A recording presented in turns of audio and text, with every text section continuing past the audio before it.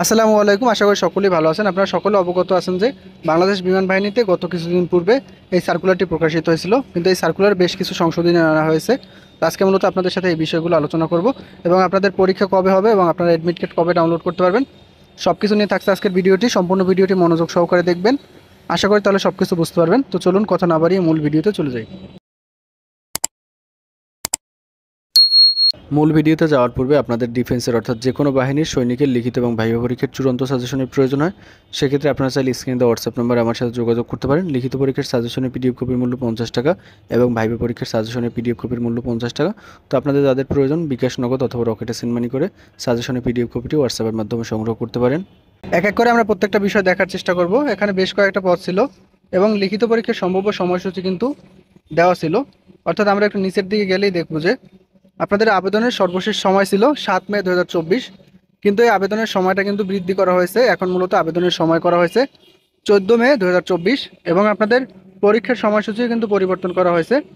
আপনাদের পরীক্ষার সময়সূচি ছিল এর আগে 10 মে এবং 11 মে, অর্থাৎ প্রথম গ্রুপের পরীক্ষা ছিল 10 মে এবং পরের গ্রুপের পরীক্ষা ছিল 11 মে, কিন্তু এটা কিন্তু পরিবর্তন করা এখন পরীক্ষা দেওয়া হয়েছে 17 মে এবং 18 মে।